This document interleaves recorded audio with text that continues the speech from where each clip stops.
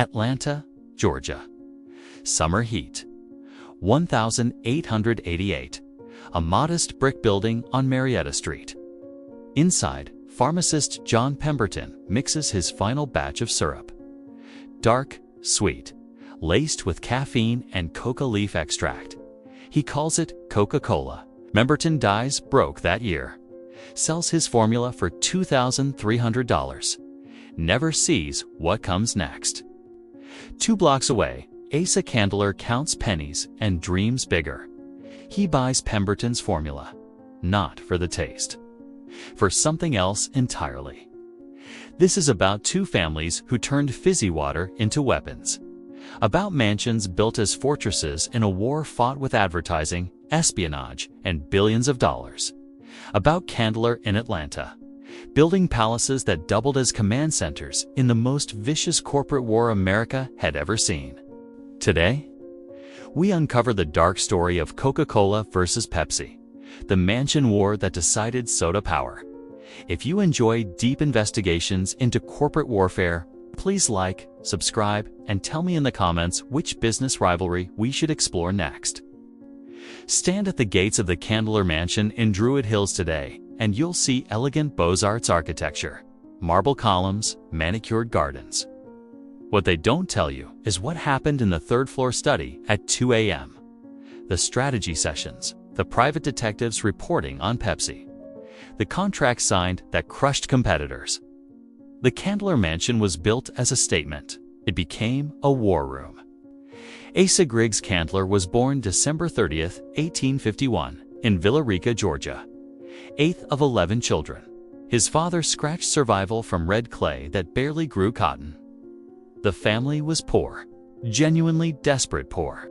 Young Asa wore clothes handed down through 7 siblings, ate cornmeal mush for every meal. The wound formed early. If you're poor, you're powerless. If you suffer, everyone you love suffers with you. At 13, Asa left school. The family needed another working body. He apprenticed to a doctor, mixed medicines, learned that sick people with money got better. Sick people without money died. The specific memory that marked him forever. Winter, the family was out of food. His mother sent 9-year-old Asa to a neighbor to beg for meal. The neighbor made him wait on the porch, brought out a small sack of cornmeal, handed it over with a look that said, "Your father's a failure, and you'll probably be one too." Asa walked home carrying that meal and that look. Decided that day, never again, never beg. Never be looked at like that. By 21, he'd saved $1.75. Everything he had. Walked to Atlanta with it sewn into his jacket. Found work at Howard's drugstore. He married the boss's daughter, Lucy Elizabeth Howard, in 1878. Practical wrapped in romance. Asa needed entry to Atlanta society. Lucy needed a husband with drive. By 1887, Asa owned his own drugstore. Successful, respected, but comfort wasn't enough. Then John Pemberton came to him. Pemberton was dying. Morphine addiction had destroyed him. He'd invented Coca-Cola in 1886 as a brain tonic. He needed cash more than business. Asa tasted it, saw something Pemberton didn't. Not a medicine, a drink for everyone. He bought the formula in 1888 for $2,300. Lucy thought he was insane, but Asa understood something fundamental. The product didn't matter. The advertising did. The distribution did. The crushing of competition did. By 1892, he incorporated the Coca-Cola Company with himself as sole owner. Revenue, $13,500. He poured every penny into advertising. By 1895, Coca-Cola was sold in every state. Revenue, $150,000 annually. The question became, where do you put success? How do you make permanent what feels fragile? The answer was obvious.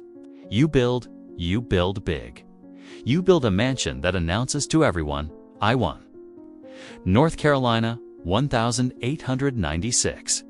Caleb Bradham stands in his pharmacy mixing a drink he calls Brad's drink.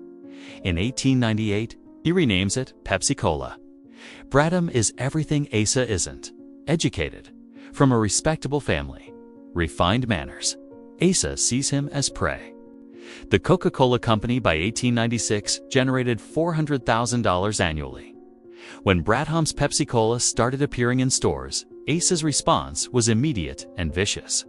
He undercut prices wherever Pepsi appeared, bought exclusive contracts, spread rumors that Pepsi caused health problems.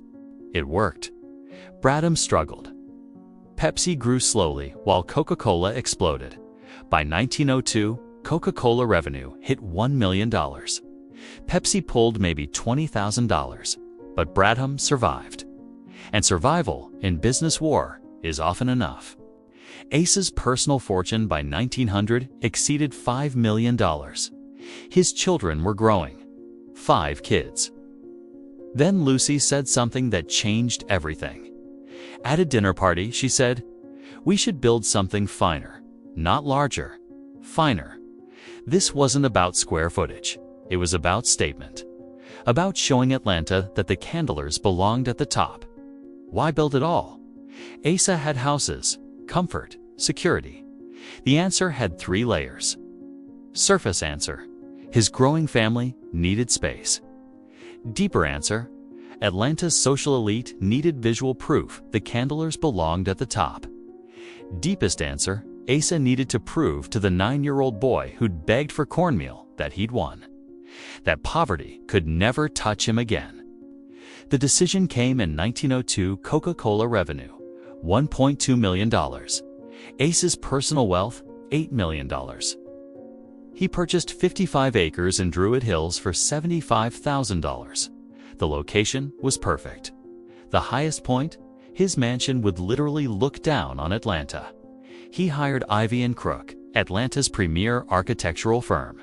Told them, "I want the finest house in the South. Money is no object." They designed a Beaux-Arts palace, 3 stories, 42 rooms, 16,000 square feet. But hidden in the design were elements revealing the real purpose. The 3rd-floor study with separate entrance and staircase, the basement vault room, the telephone wiring throughout, the separate service wing. This wasn't just a home, it was headquarters. Timeline: 3 years. Budget: $500,000, about $17 million today. Materials sourced globally. Indiana limestone for the exterior. Georgia and Italian marble for decorative elements. Appalachian oak, Honduran, mahogany. Connecticut bronze. Belgian glass. Vermont slate. The design evolved through 1902 and early 1903. Key features included the entrance hall soaring 30 feet to a stained glass dome, the grand staircase with hand-carved oak balustrade, the drawing room with Italian marble fireplace, the library for 2,000 volumes, and, most importantly, the 3rd-floor study, the war room, where Asa would plan Coca-Cola's dominance. Special technologies, electric lighting throughout, central heating, indoor plumbing with 14 bathrooms, telephone system, electric call buttons. These weren't luxuries, they were business tools. Everything was ready. Now came turning vision into stone, proving that a poor farm boy could build something that would outlast him.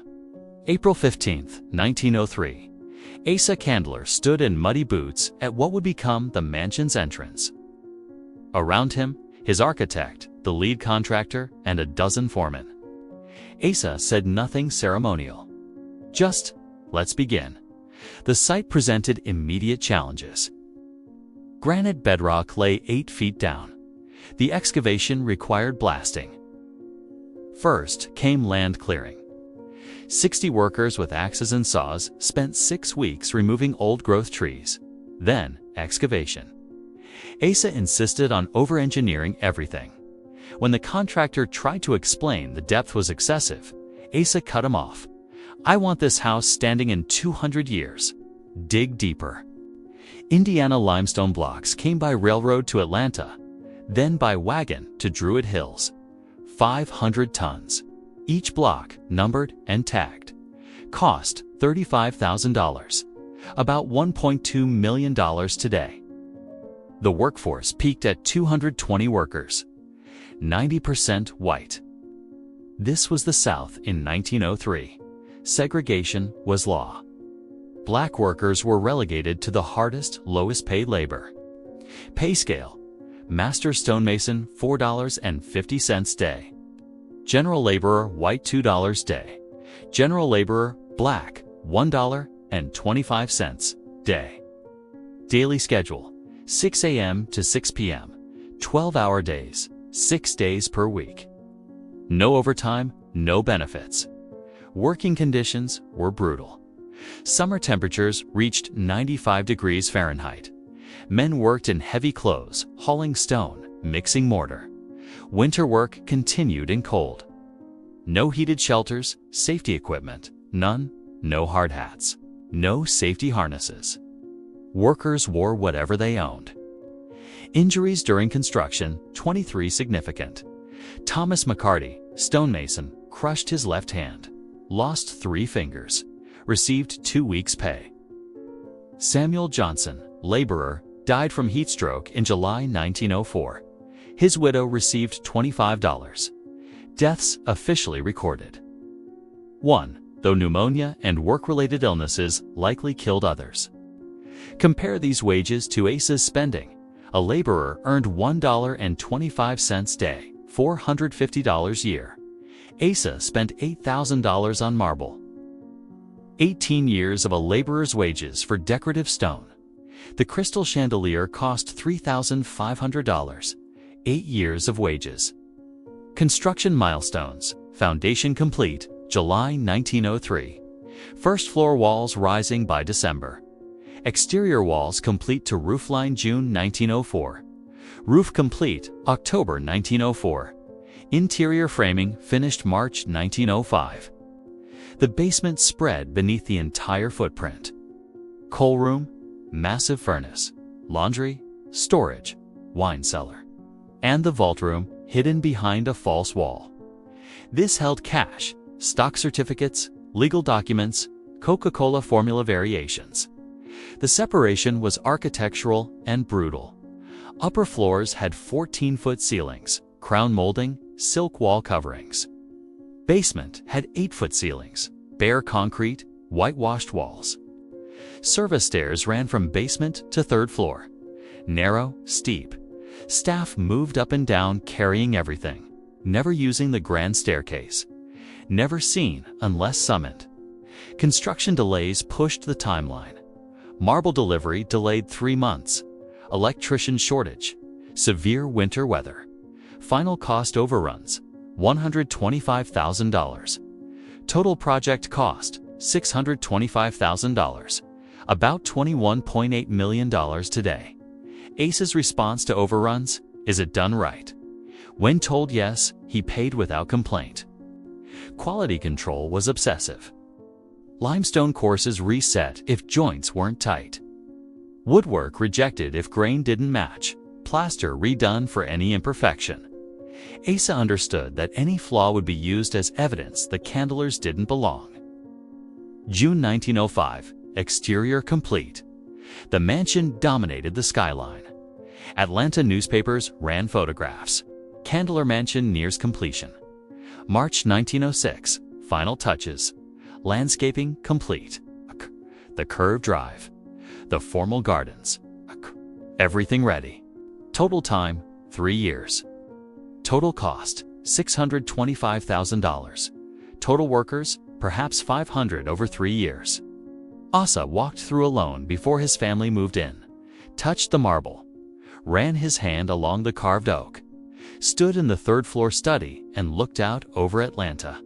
The poor farm boy who'd begged for cornmeal had built a palace, but now it had to become what it was meant to be: a fortress, a command center. The place where Asa would wage war against anyone who threatened his empire. Chapter 5: The Golden Era. April 10, 1906. The Candler family stood at the south entrance of their new mansion. Asa, 54. Lucy, 49. Their 5 children. Walking through the entrance, the 40-foot hall opened like a cathedral. Marble floors reflected morning sun through stained glass dome 30 feet above. The grand staircase curved upward, each step perfect. The immediate impact, all mixed with uncertainty. This was their house, but it felt like a museum. Something to maintain, not inhabit. Social meaning: the mansion announced arrival. Atlanta's old families had to acknowledge the Candlers now. But it also created resentment. Who were the Candlers? A pharmacist who got lucky. Now building palaces, daily life established patterns quickly. Asa rose at 5:30 a.m., walked the grounds. Breakfast at 7 a.m. Driven to Coca-Cola office by 8:30 a.m. Lucy managed the household, received callers. Asa returned between 6 o'clock and 7 p.m. Dinner at 7:30 p.m. The family dressed formally even when eating alone. Asa's personal use of space revealed priorities. The third-floor study became his real office. Telephone installed with direct lines to headquarters, bottlers, lawyers, private investigators. The library was his evening refuge. The drawing room he avoided too formal, Lucy's domain. Entertainment protocol developed structure. Dinner parties for business associates monthly. Teas for Lucy's society friends. Christmas receptions. These were calculated performances, not celebrations. A typical dinner party. Guests arrived at 6:30 p.m. Cocktails in the drawing room. Dinner announced at 7:30. 6 courses. At 9:30, women withdrew to the drawing room, men to the library for cigars and brandy. This was when real business happened. Contracts discussed. Deals outlined. Famous guests included Robert Woodruff, future Coca-Cola president; Joel Hurt, developer of Druid Hills; Bishop Warren Candler, Asa's brother. Family dinners tense. John Pemberton's widow visited once. Awkward. She'd sold Coca-Cola for almost nothing, never returned. But beneath performance, calculations ran constantly. Asa used these events to gather intelligence. Who was struggling financially? Which politicians needed help? Which bottlers were wavering? Every conversation was mined. Running costs mounted immediately. Staff wages, 22 employees, $18,000 annually. Coal, $2,400 annually. Food, $3,600 annually. Maintenance, $6,000 annually. Entertainment, $12,000 annually. Total annual operating cost, approximately $31,000. About $1.1 million today. Coca-Cola revenue 1906, $1.8 million. Case's income, approximately $600,000 annually. The mansion cost 5% of his income.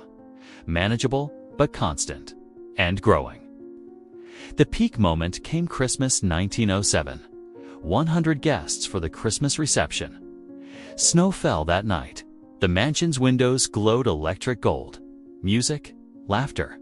For that evening, the dream was real. The poor farm boy had built not just wealth, but belonging. Then at 10 p.m., a servant delivered a telegram. Asa read it in the library. His face went cold. The telegram was from his investigator in New York. Subject, Pepsi-Cola.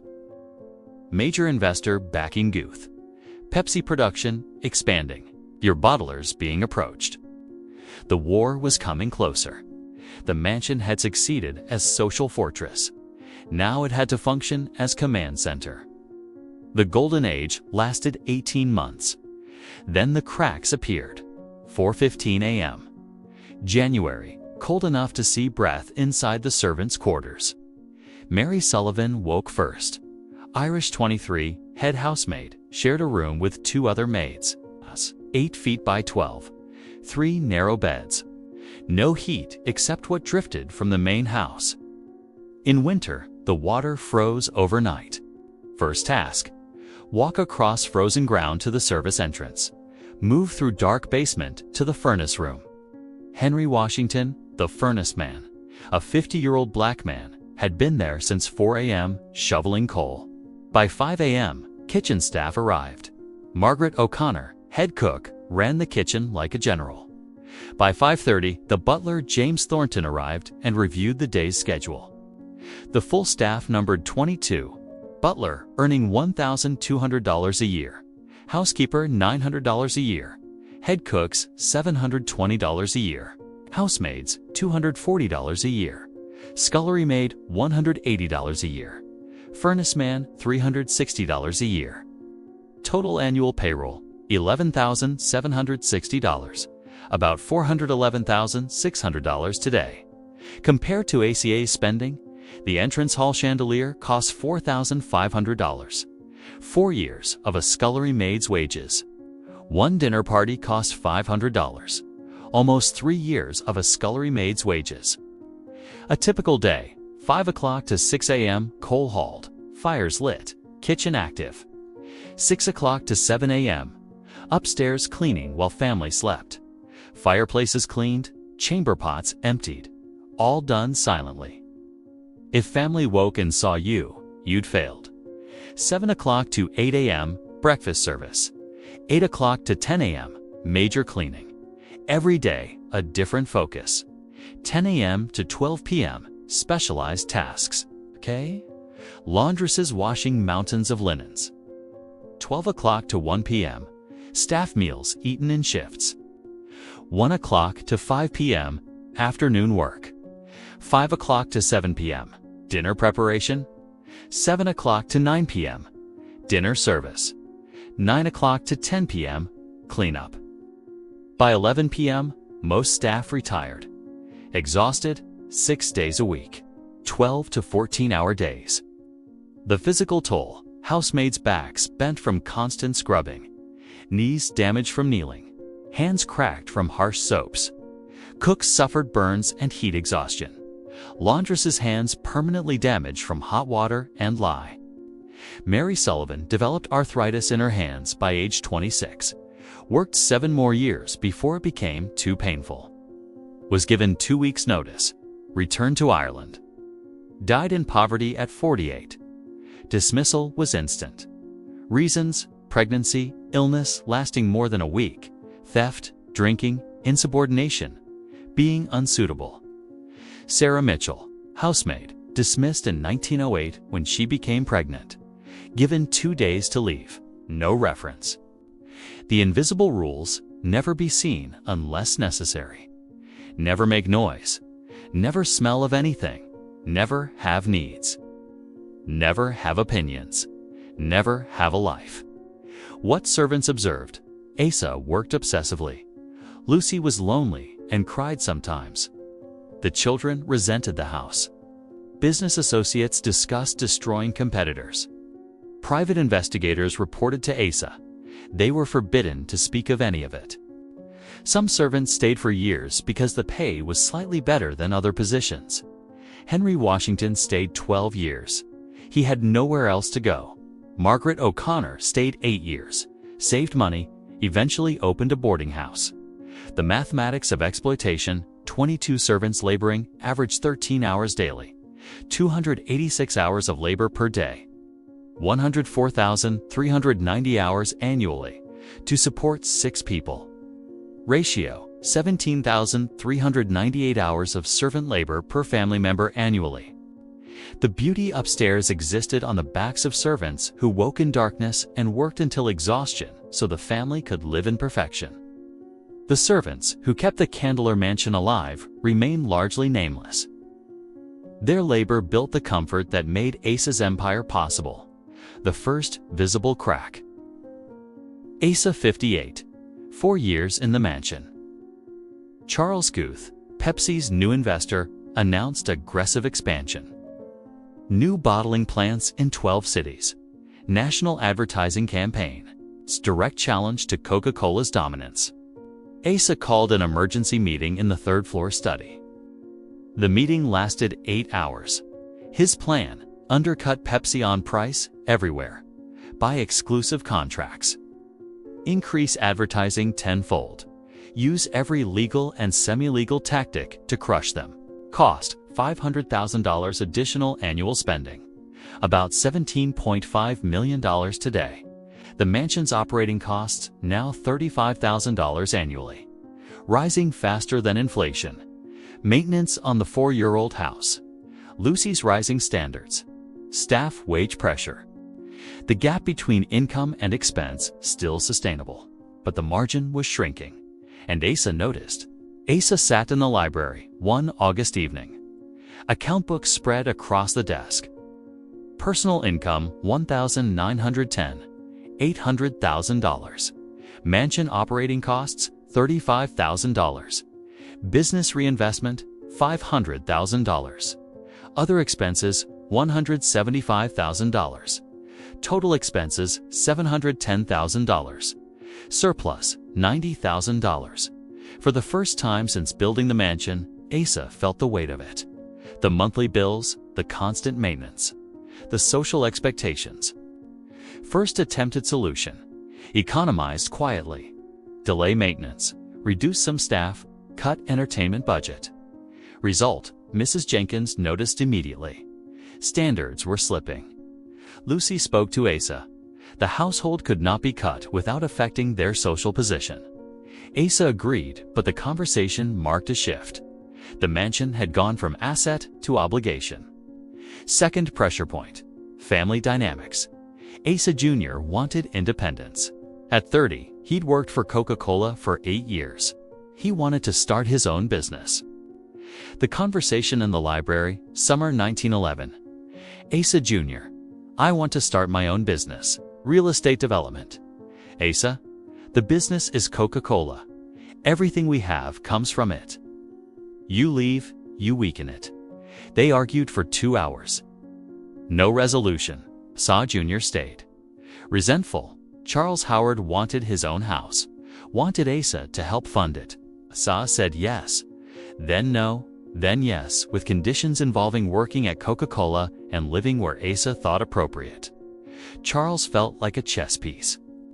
Health pressures emerged. Asa developed stomach problems. The doctor told him to slow down, rest. Asa ignored this. Lucy's health deteriorated. General weakness, fatigue. The Christmas reception of 1911. Asa cut the budget 30%. Fewer flowers, less expensive food. The party was still lavish, but by Candler standards, diminished. Atlanta society noticed, whispered, "Are the Candlers having trouble?" The whispers hurt Lucy. She argued with Asa. He'd made them look weak. Asa snapped, "We're not weak, but we're not going to spend ourselves into actual weakness proving we're strong." They didn't speak for 3 days. Personal toll on Asa. Sleep degraded. He woke multiple times nightly. Walked the mansion. His temper sharpened. Staff learned to avoid him. Relationship with Lucy strained. Second major crack. 1912, the Pure Food and Drug Act investigation.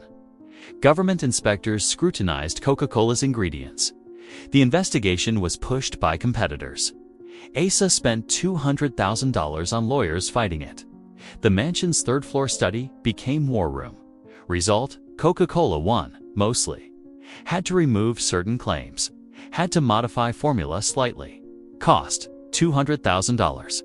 Asa's health further damaged. Relationship with Lucy further strained. Third crack. 1913, sugar prices spiked 40%. Coca-Cola's sugar costs added $170,000 to annual expenses. Asa couldn't raise prices, so he absorbed the cost. Profits fell. His income fell. For the first time, his annual income dropped below $750,000. The mansion still cost $35,000 to operate. But now that was a larger percentage of smaller income. Asa's internal state by late 1913, 61 years old, successful beyond imagination. But feeling trapped by his success, the mansion required maintenance. The business required constant warfare. Sleep required surrender he wouldn't allow. He'd won, but winning felt like losing. The poor farm boy had built everything and discovered everything was a trap. Late one December night, he walked the mansion, touched the marble. looked at the art, stood among books he'd never read. For a moment, he wondered, what if he'd stayed small? Then the moment passed. Regret was weakness. Doubt was failure. The only direction was forward, but the cracks had appeared. Then came 1914, and everything changed. Chapter 8. The Darkness Descends. August 1st, 1914. Europe at war. The telegram arrived at 2:17 p.m. from his sugar broker. European sugar markets closed, shipping unreliable. Prices to spike indefinitely. Secure supply immediately or face shortage. Asa understood instantly. Without sugar, there was no Coca-Cola. He spent $2 million in 3 days buying every available ton, about $70 million today. Bet the company's entire reserve. It worked. Coca-Cola had sugar when competitors couldn't get it. Revenue jumped to $7 million in 1915, but Asa had gambled everything. He didn't tell Lucy until it was over. When he did, she went pale. You risked everything. I secured everything. There was no choice. There's always a choice, not in war. And this is war. The war cascaded into everything. Shipping disrupted. Labor shortage, material costs spiked. The financial impact: 1914 income, $720,000. 1915 income, $950,000. But expenses rose in parallel. $850,000, including the sugar contracts. The margin became razor thin. The second blow came from family. May 1915. Asa Jr. announced he was leaving Coca-Cola. Real estate development. His decision was final. Asa raged, called him ungrateful. Asa Jr. stood firm. I'm 35 years old. I've worked for you 17 years. I'm done being your subordinate. Asa, you'll fail. You don't understand business like I do. Asa Jr., you mean I didn't have to beg for cornmeal? That's what this is about. Your childhood. Your fear. I'm not you. The argument shattered their relationship. Asa Jr. left Coca-Cola. Refused financial help from Asa. The third blow? Health. October 1915. Asa collapsed in the third-floor study. Severe ulcers. Possibly bleeding. Doctor's orders. Complete rest. Asa laughed. I'll rest when I'm dead. The fourth blow. February 1916. Charles Howard lost $100,000 in a business deal. Had borrowed against his Coca-Cola inheritance. Asa had to cover the loss to prevent scandal. He called Charles into the library. You've embarrassed this family, shown weakness. I was trying to make my own money. Like you taught us, I taught you to succeed. Not to gamble and lose. Maybe I learned too well. Watching you bet everything repeatedly. I win. So far, the cascade effect. Atlanta Society whispered. Pepsi increased advertising in Atlanta. Health worsened. Lucy's health collapsed. Nervous exhaustion, doctor recommended sanitarium. She refused. If I leave, everyone will say we're failing. The house itself responded. Rooms closed. Staff dismissed. Service levels fell. Maintenance deferred. The lowest point came June 1916. Lucy in her room, ill with no diagnosis. Asa in the third-floor study, working despite pain. Children scattered. Servants whispering. Late one night, Asa stood in the entrance hall. The marble floor, the stained glass dome, the chandelier. All of it perfect. All of it meaningless. He'd built this mansion to prove he'd won, to show he was secure. But poverty wasn't the threat. Success was the threat. The mansion meant to symbolize freedom had become a prison. In his lowest moment, Asa asked himself the question he'd never allowed. Was it worth it? The marriages destroyed. The children alienated. The health ruined. For what? He had no answer. Or the only answer he'd ever allowed.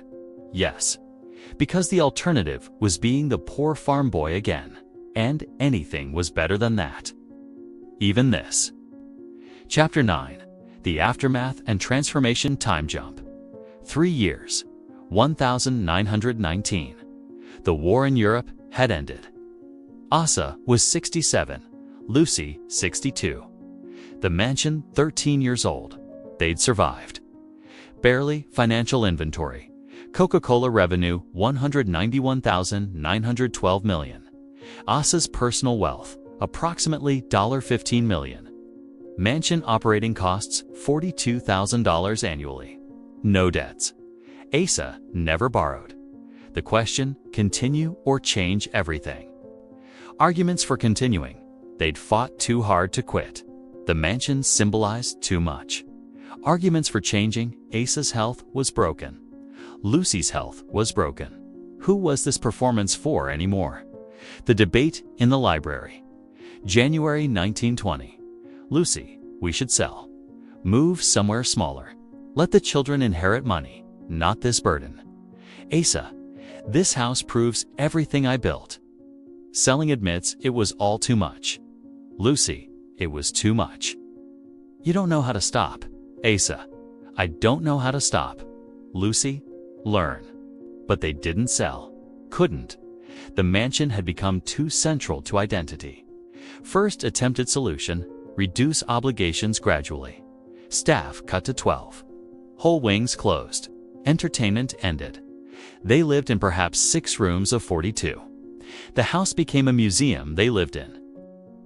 Second transformation, Asa stepped back from daily Coca-Cola management. 1919. Appointed professional management. Result, he didn't know what to do with time. Wandered the mansion. Lucy told him, you don't know how to live, only how to work. He had no answer. Third, transformation. The children inherited early. Asa began transferring stock. Asa Jr.'s real estate business succeeded, proved he didn't need his father. Their relationship thawed slightly. The irony, Asa built the mansion to house generations of candlers in luxury. It became too expensive, too large, too demanding. The children wanted their own houses. Physical changes through the 1920s, 1920 to 1922, minimal maintenance. 1923 to 1925, Lucy died in 1924. Cancer, in the mansion. In the bedroom Asa had built for her. Her death shattered what remained of Asa's will. The house had been for her. She was gone. The house was meaningless. 1925 to 1929. Asa rattled around the mansion. 12 rooms for one old man. Staff reduced to 8. The silence was complete. He sat in the library, looked at books he'd never read, listened to the emptiness. The Great Depression hit in 1929. Asa was 77. The crash didn't hurt him directly, but Atlanta suffered. Druid Hill's neighbors lost fortunes. He died in 1929, March 12th, at home, in the mansion. Peaceful, maybe relieved. The inheritance. The mansion went to Asa Jr. He sold it in 1932. Couldn't maintain it. Didn't want it. Sale price, $75,000. About $1.7 million today. Loss of almost $550,000 versus building cost. The buyer, Emory University. Used the mansion as administrative buildings and dormitories. Divided the grand rooms into offices. Converted bedrooms to dorm rooms. The irony, Asa built it for dynasty. It became a school building. Built to symbolize permanent family wealth. Used to educate other people's children. Current ownership, Emory University still owns it. Partially preserved, partially altered. Open occasionally for tours. What was learned from the archives, servant wages documented. The brutal comparisons confirmed. Financial records analyzed. Personal papers showing strain, loneliness, the cost on marriage. Asa Jr.'s memoirs describing growing up feeling like pieces on his father's chessboard. The truth versus the legend. Legend says Asa Candler built an empire and lived happily in his mansion. Truth is, Asa built an empire that consumed him. The mansion symbolized success that felt like failure. He died wealthy, lonely, and uncertain whether any of it was worth the cost. Stand at the entrance today. Now Emory University's administrative building, modified, divided, useful. The limestone is still pale, the proportions still elegant. But the meaning has changed completely. Thousands of students pass through yearly. Most don't know this was built as a home, that a family suffered here, that servants woke in darkness to maintain perfection, that wars were planned in the third-floor study. Let's reckon the full cost. Financial accounting. Construction costs $625,000 in 1906, about $21.8 million today. Operating costs 1906 to 1929, $805,000, about $28.1 million today.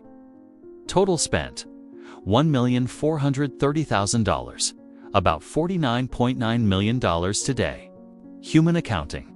Workers who built it, approximately 500 over 3 years. Injuries, 23 documented.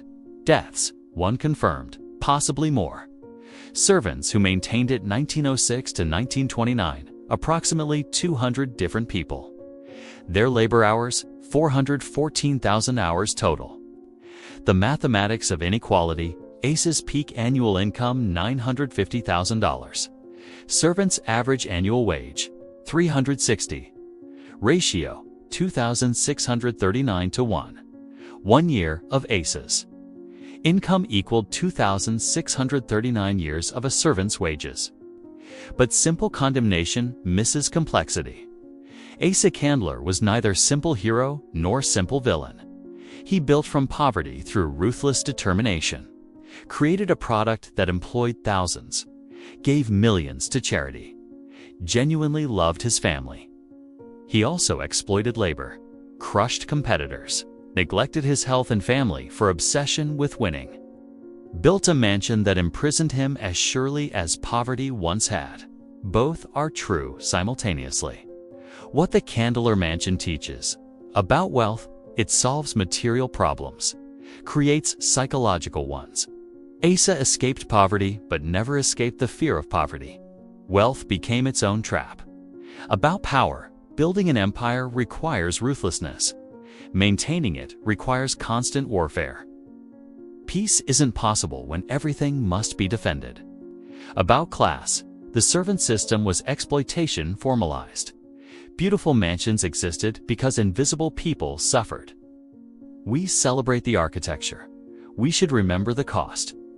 About beauty: it can be built through oppression. Enjoying it requires acknowledging how it was made. The Candler Mansion is gorgeous.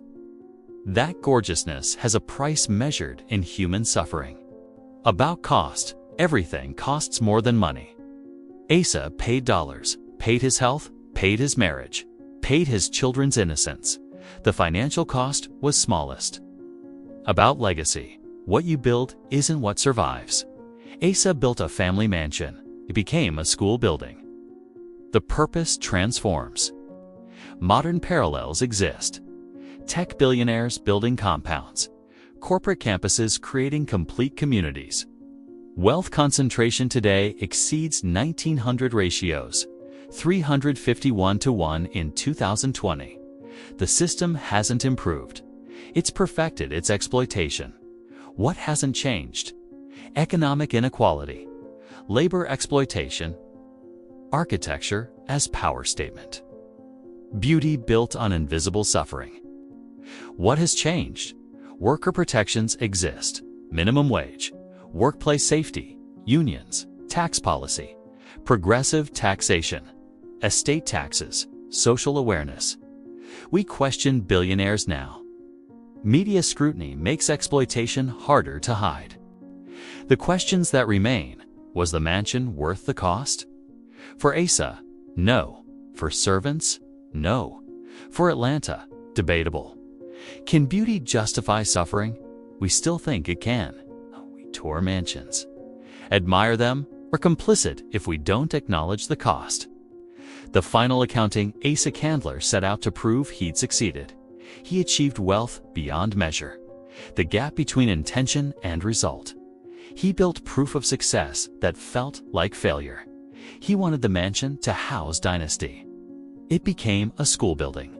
He wanted to prove security. He proved that security is illusion.